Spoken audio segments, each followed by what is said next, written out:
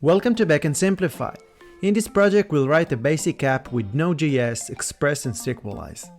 What makes this video unique is that throughout this tutorial we will pause to share some pro tips that will propel you 2 steps ahead of others, distinguishing between senior and junior developers. We'll also talk about input validation, Docker, database and so much good stuff are waiting for you. Don't worry if it seems overwhelming. We will go through each concept slowly and clearly. It's important to mention that you need to come with basic knowledge of JavaScript like async functions. We suggest that you write your code with us, step by step, and if you have any question, feel free to ask in the comments. We are here to help and even got this video idea from one of our subs. We won't use any front end, we are pure backends, and the code will wait for you in the description.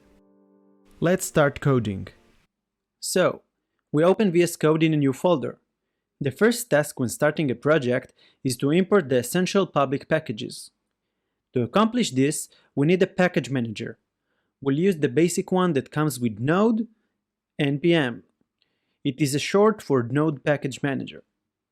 There is a big debate about using npm or his big competitor called Yarn.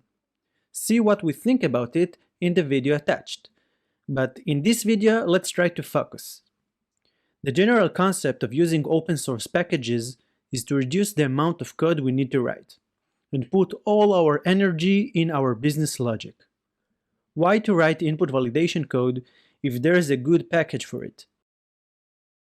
To start a project, we'll type npm init, we'll press enter on all the options, we can also change it later.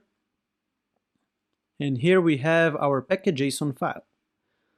The first thing we want to do here is to add the type. The type will be module, and module means ES modules. It is more advanced JavaScript syntax. The next package is Express. Express is a popular web framework for Node.js that will allow us to create a server. The next package is Joy. Joy is a framework for input validation. We'll continue with the Sequelize. Sequelize is a ORM for relational databases. In simple words, it will allow us to write code and create, update, and delete rows from our database. From now on, we'll talk about rows in the database as entities. This is more professional word. We'll go to the documentation, take the npm install, and we'll install Sequelize. Sequelize can work with multiple type of databases. We need to download a specific driver for our project. We are going to use Postgres, so we'll take the first line, like you can see here. Great. Let's install it too. The next package called ESLint. ESLint will help us to detect common problems like syntax errors, formatting issues while we'll type our code, and it will help us to prevent bugs while developing. Again, let's go to the documentation, take this, let's copy it. Now it will ask us several questions. We will use the syntax and find problems. After that, we want to use modules as we mentioned before. None of the above, no, and Node. We want it to use JSON, and let's install. Install it via npm. Great. Good. Now you can see that we have a file called eslintrc.json. You may wonder why eslintrc is important in our case, and here comes our first pro tip. When you're working on a project, we need to think in long term. You need to think about the project in a year from now, 2 years from now, when multiple developers are going to contribute to this code. And when multiple developers are working on the same code, we need to keep the same style, the same syntax. So in order to do so, we need to set the configuration inside our project. So every developer that is going to download and clone this repository will have automatically the syntax that we want to use. In this file, you can see that we are using the common and the basic configuration for ESLint. Let's go back to the package.json. Here we want to install another package called Prettier. Let's go to the documentation. Let's copy this and let's install. Prettier will help us with style of our code. For example, how many spaces are going to be in a single tab, and should you use one semicolon or two semicolons, and stuff like this. Now you can see that we have two types of dependencies. We have dependencies and we have dev dependencies.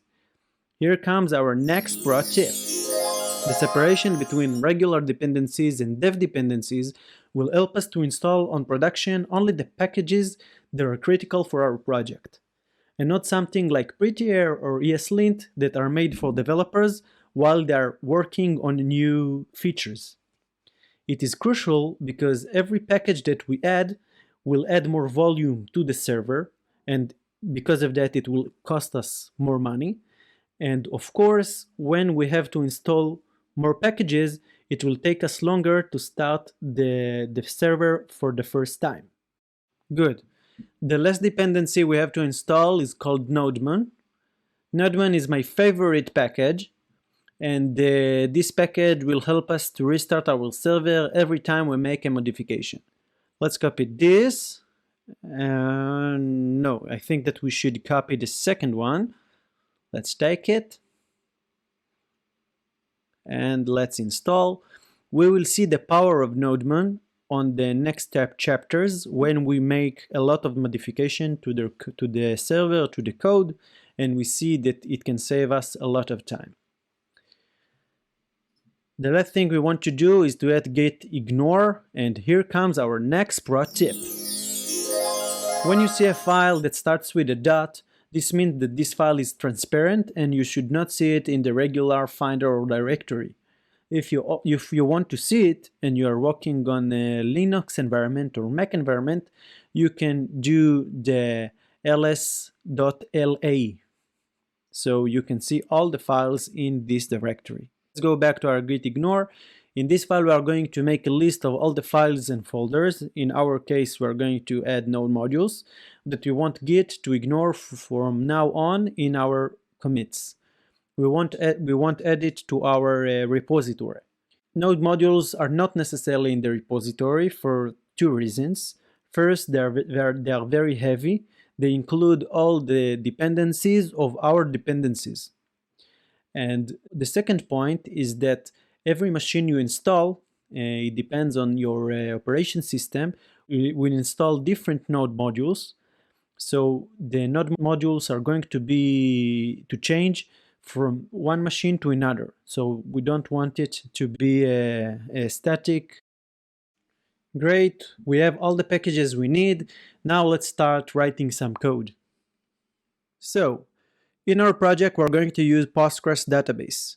This is classic relational database, and you can choose between any relational database you want to use. When we are developing, we want to make sure our app will run smoothly on every environment and for every developer that is going to working on it. Therefore, we're using something called Docker. Docker is an open platform for developing, shipping, and running applications. In our case, we don't want everyone to download and run the database on his or her machine. This is where the docker-compose file comes in. In this file, we will define Postgres, and it will run on every machine with one command. You need to install Docker on your machine for the next step. Let's go back to our code. We'll add docker-compose.yml. docker-compose.yml. Here we'll paste something that we prepared. Here we have a service called Postgres. The image is latest. We'll have the Postgres database name, the user, and this password, and we will expose the default port. Here comes our next pro tip. It is important to mention that what you are seeing here is very dangerous. We're not going to write any of our passwords in any file in the project. If someone gets this file, he can hack to our database and remove everything in 1 second. But for our case, it is okay for now. Let's create our app folder. We'll store everything that's related to the app inside app.js. Inside app.js, we're going to import Express. Good. Now, after that, we're going to create the app. App is going to be Express. And now we're going to configure our first middleware. The purpose of this middleware is to parse every incoming request and to turn it into a JSON format. This is it can be done very easily with Express. We're going to use the syntax app use express.json. 1 second, and there we go. I can feel something in the air. Can you feel it too? A CRUD tip is coming. This middleware will apply before any route that we will configure in the following minutes. We can also set a middleware for a specific routes and not for the entire application. A good example will be authentication middleware or a middleware to fetch something before we're starting our business logic. Now let's return to the code. Let's export default app, and that's it for now. Okay, now let's create the index.js file. In this file we are going to initiate everything. Let's import the app that we've just created. Now we're going to create a function that is calling it. It's going to be async function because in the future is going to be async functions that are going to run here. We'll console log the app is starting, and we add the try catch syntax error. Good. Now we want to use the app listen. App listen will make the application listen to a specific port that we are going to define in a second. If it works, we are going to define a callback that is going to say server is started on port. And now we're going to print the port that we will define. 1 second. Here we are going to print the variable. This is the syntax for printing a variable. Now let's define the port variable at the beginning of the file. Good. Const port, let's do it 3000. Good. If this will fail, we're going to console log the error, and we'll use the process exit 1. Here comes the next pro tip. We're using process exit 1 because if this app listen fail, we don't want any of the process to work. We want it to crash and to tell us that this is not working and we should fix it. Now you can see a good example for ESLint. You can see that ESLint is yelling at us. It tells us that process is not defined. We should quick fix and disable no for this line. And we are going to execute the init function. Another pro tip is coming. We have seen multiple times that developers are telling ESLint to ignore the whole file. This is bad practice because ESLint won't help you to detect any bugs in this file. If we're telling ESLint to ignore something, do it only to the following line, so you have the control. Now we're going to come back to the code and see some magic. To work with it, we need to run Nodemon and to give the path to the index file. Good. You see that the server is running and it started on port 3000. Let's change the text of the first console log and see what's happening. We saved and now the server restarted automatically without any changes. Good job, we have a working server. It's a good milestone to stop and talk about app layers. When we're working on a web server, we usually divide our code into 4 layers. The first one is controllers. Controllers handles the request from the user, does the input validation, and return the response. services, include all the business logic related to our database, how we handle the input from the user, and so on. Repositories, the queries that we want to do from the database. We are going to use Sequelize ORM, but you can consider it as our SQL queries file. And the last one is models, the structure of the database entities that is going to be the bridge between the code and the actual database. Usually the test environment depends on these files. The best practice is to separate these layers into separate files. We won't do it because our project is very simple and basic, but we are going to mention terms like models and repositories, and you are going to hear these terms in the future. Awesome. Let's write our first model, the contract entity. Our team always starts working by planning and reviewing the plan before writing the first line of code. We want to create a table with first name, last name, and a phone number. ID will be our primary key, but we still want UUID. If you want to hear more, you can click on the link above.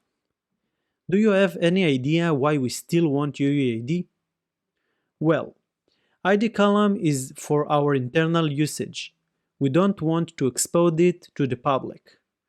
Imagine our business competitor wants to know how many contracts we created in the last 24 hours. To figure out how many contracts we closed, he can just fetch the database and get the ID. To protect it, we'll provide another unique column that is going to be UUID. Let's start working. Let's get our hands dirty and create database folder. We'll define contract.js. It's going to be our first model. Import data types from Sequelize. Contract. The convention is capital, so the C is capital. Sequelize. Define. This is how you make a model with Sequelize. We need to define the name of the model, and after that we need to supply the attributes. We will need ID. We want UUID. We want first name and last name and phone number. That's it.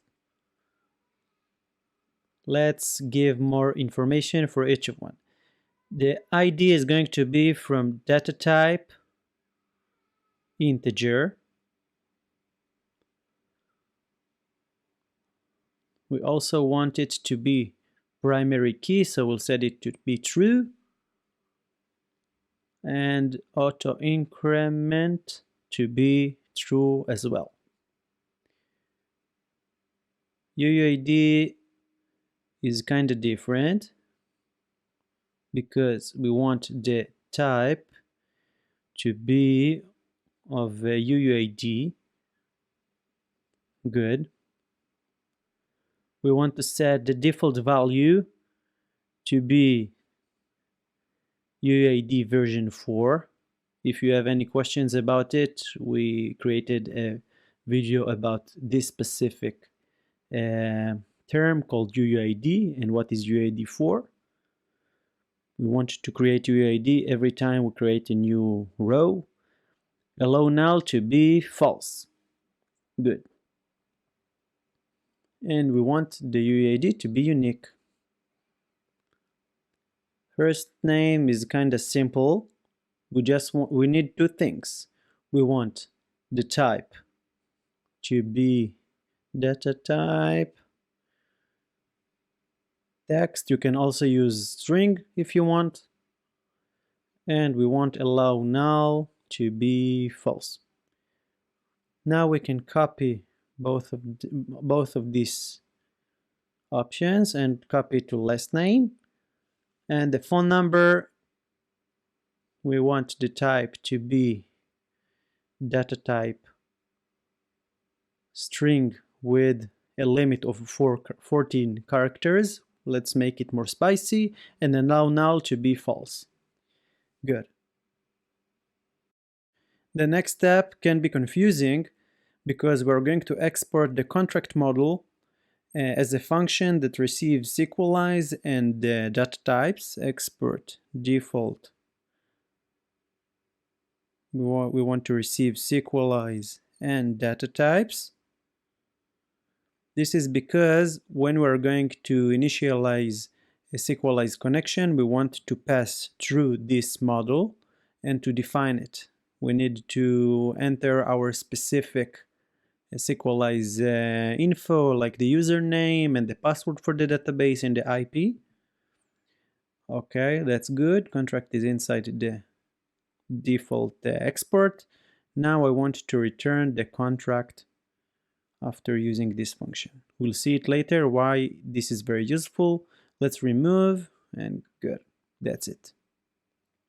Let's connect our application to the database, but first let's create models folder and move the contract model that we wrote into this. Nice. Now we're going to create a function that is called initDB inside initDB file. In this file, we're going to provide the username and the password to the database. First, we're going to import from Sequelize and data types. Good.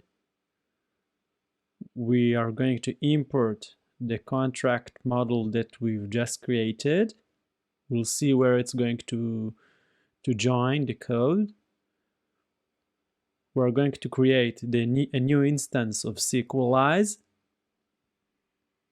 Now we need to provide the database name, that is project 1, the username, that is user, the password, that is password, and we need to add the thing into this object that is called host.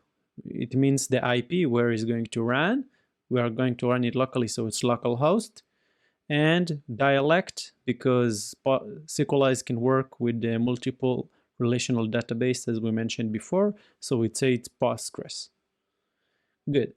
Now we can connect to the database on our local machine. Now we need to load the models.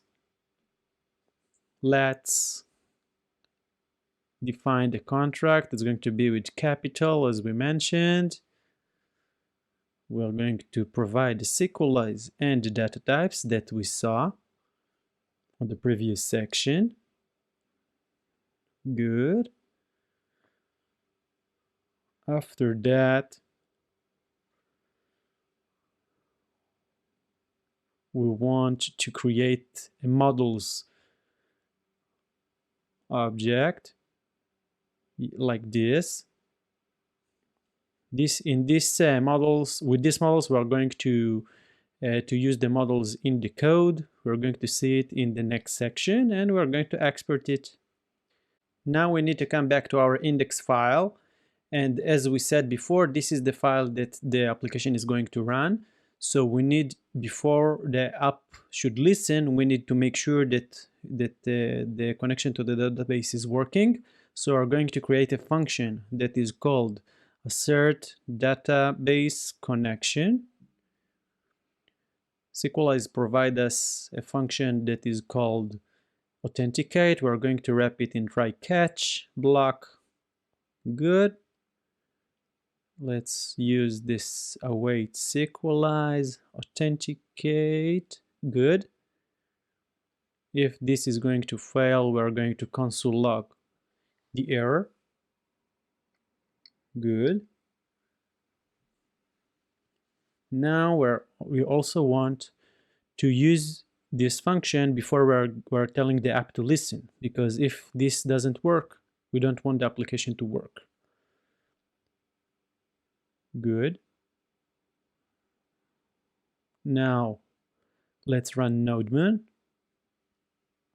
Looks like it's working, and it even executed something on the database, but when we're doing refresh, nothing happened. Why do you have in mind why it happened? Because we missed something very, very important. There is a function called sync we need to take the Sequelize instance and use the sync function. Here it is very important because we are going to provide a value to the force. We're going to start with force true. Force true will create the table inside our database. As you can see here, we have contract, we have the columns, UID, first name, last name, phone number, and we have two new columns called created and updated that are created by default. You can see that the UID is unique as we wanted and everything is not null. Phone number is 14 characters. That's good. After we are going to do it for the first time, we're going to change the force to be false because now we don't want the database to recreate the models, the tables, every time we do a modification. And that's it. We have our database connected. Great job, guys. Time to create our first route, but if you are still here, please hit the like button and subscribe for our channel for more content like this. It will help us to provide more value for backend developers like you.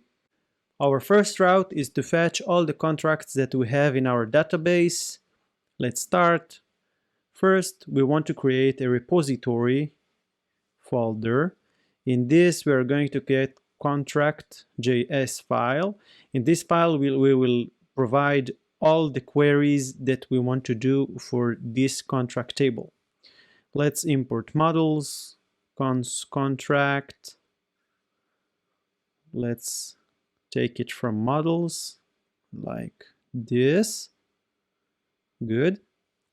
Now we want to create the query. Let's get all the contracts. We are going to take the contract model. It's going to be a sync because it is a call for the database. After we're specifying the model, we have a lot of options. Now we want to use something called find all because we want all the rows in the database, all the entities. After that, we need to specify what we want. In this case, we want all the attributes except the ID, because as we mentioned before, it is for our internal usage. We don't want to expose it. So we're going to say attributes and we'll define public attributes to be exclude ID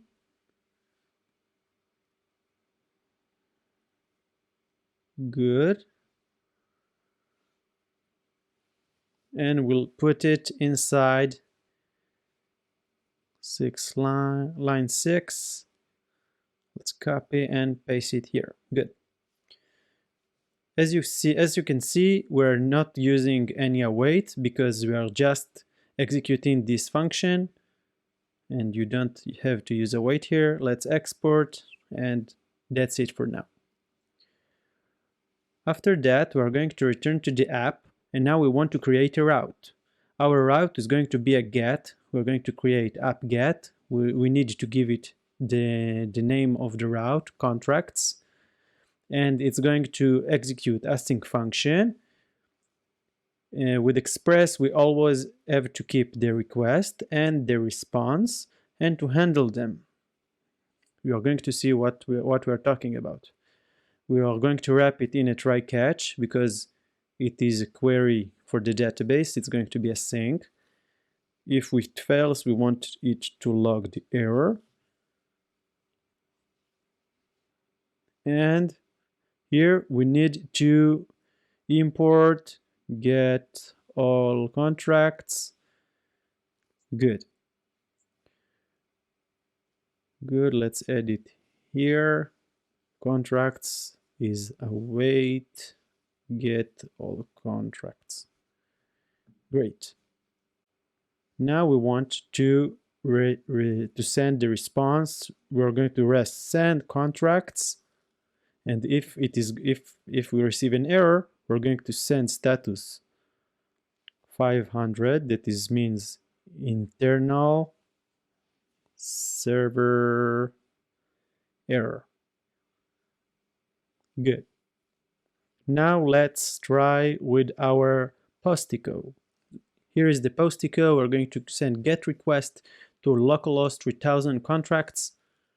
It doesn't work. Why it doesn't work? Because we didn't start Nodemon. Good. Now let's try it again. Here, as you can see, we received an empty array and the status code is 200. Great. Now we want to create a new route that is going to create new contract. We'll start with the database. As usual, we want to create contract. It's going to be async as usual. Async. Good. We need to provide first name, last name, and phone number.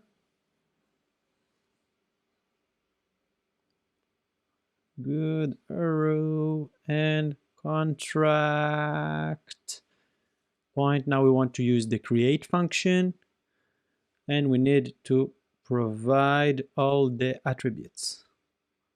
Let's copy them. Good. Here you go. Let's export create contract and we are done here. Let's go back to our app.js file. Now we want to create a new route. So let's copy the last one. This is going to be good. Paste. Now we want to create contract and change it to be post request. It's going to be contract, but first we need to bring the function. So create contract, not this one, this. Good. Contract. After rest send, we want to send the contract right here. Good. We want to set in status 2001. It is a convention that the entity is created in the database, and looks like we are done here. Just kidding. When we receive values from the user, we need to check it, and now we're going to create an input validation schema. Let's open input validation folder. Here we're going to create contract.js file. Now we'll use the joy package. Joy package is our package for input validation. It works when you provide a schema. Now we're going to create a create contract schema. It's going to be joy object. And now you need to specify what you want it to do or include. First name should be a string, joy string, and we want it to be required. 1 second. Good. Now we want to take all of these, paste it. Let's do the same for last name. Good. Copy, paste. Phone number. We want it to be with maximum length of 14. And it should be required. And let's export this. Good. Let's import it here in the app. Create contract schema. This schema, this is the first check we are going to do before we're doing anything to our database. We're going to receive error or value from the function create schema validate. We're not using a await because it is not the async function. If we receive any error here, we're going to return res status to be 400 and send input input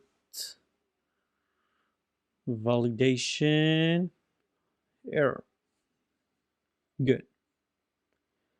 If we want receive any error, we need to fetch the value from the schema. So let's get the first name, the last name, and the phone number from the value. Good.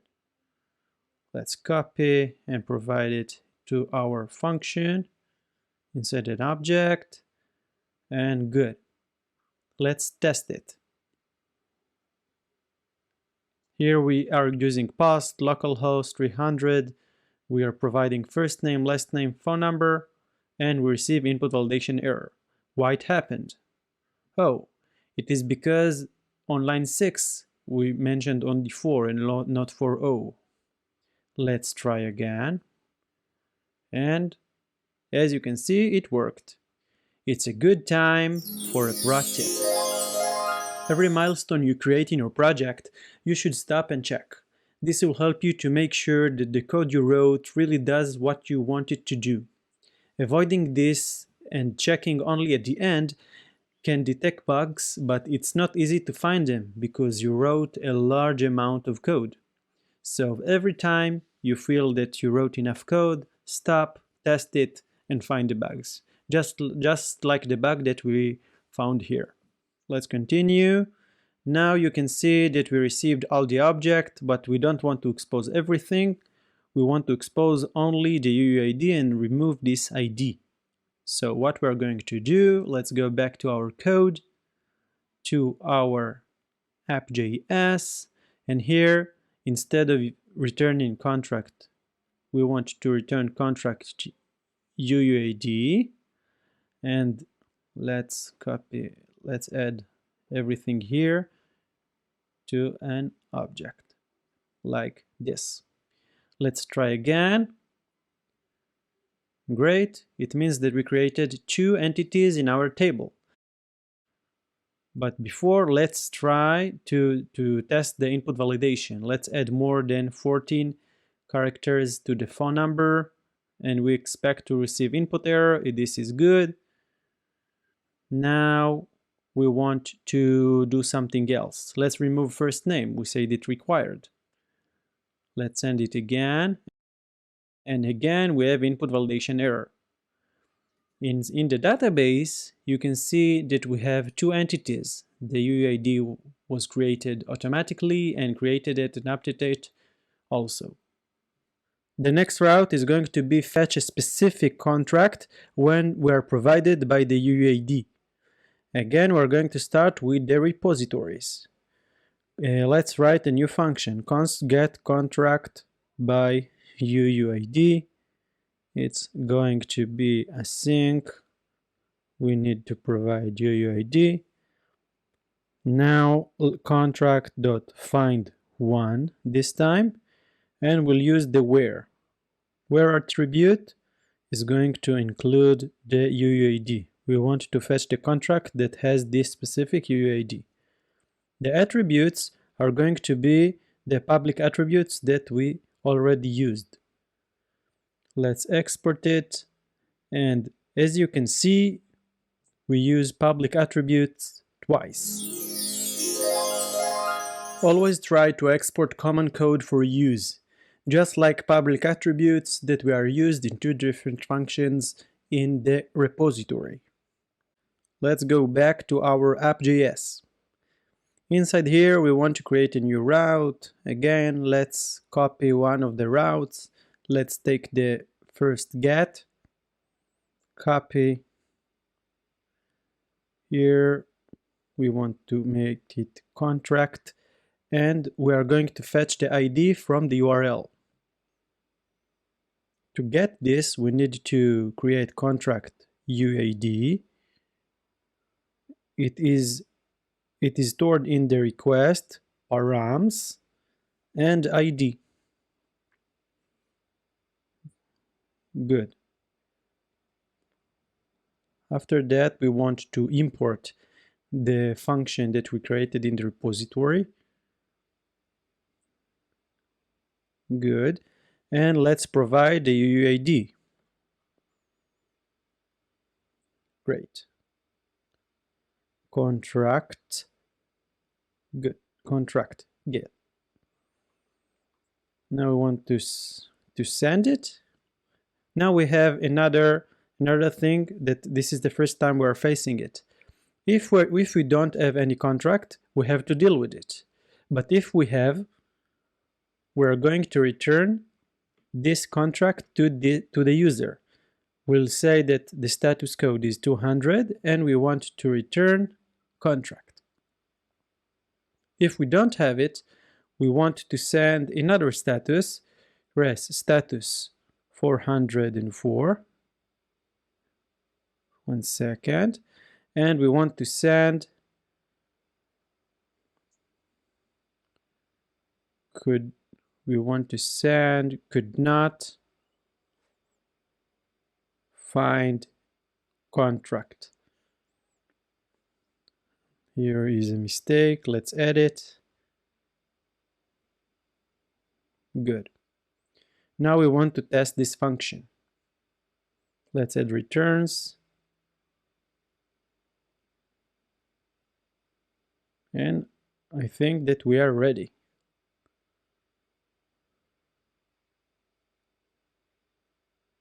Save, and let's go. Here we're going to use get localhost 300 and the UUID. Let's copy another UUID. Here is the first one. Paste it. Send the request, and here you go. We have the entity without the ID. Are you ready for the most complex route for today? If you're still here, I feel that you are more than ready. Now we want to create an update route that we will receive the new values of the contract, and we will update the contract that is provided by the UUID. We will receive the UUID in the URL and the values in the body, so we will have to check the input validation again, and after that we'll modify the database. Let's go. Again, we're going to start with the repositories. We're going to create modify contract,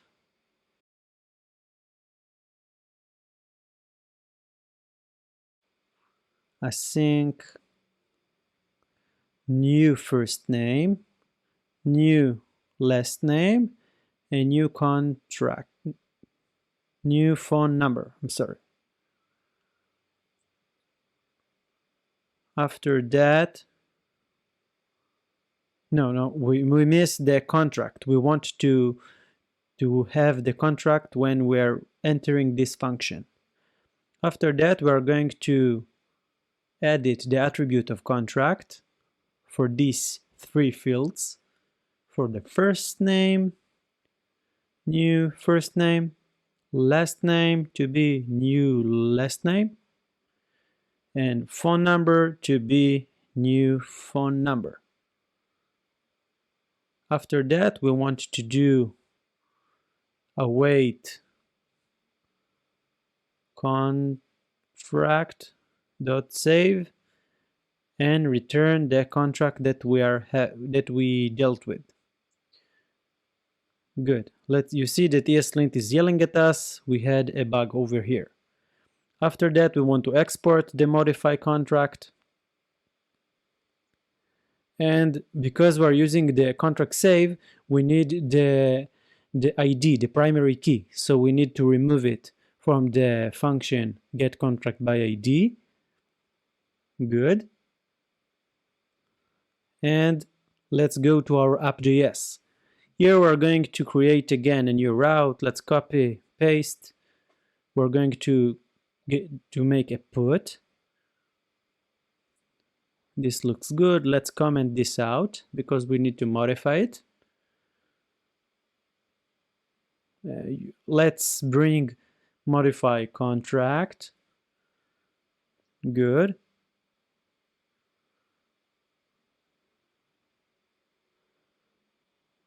Let's copy the input validation part that we did in the post route because it's the same. It's a good idea to export it for another reuse, but it's good for now. Good, we are doing input validation.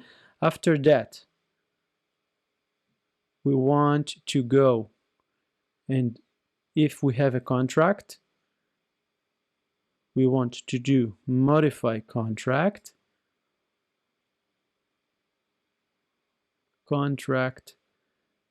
let's provide new first name as the first name. We're going to provide them. After that, let's return the UUID. Good.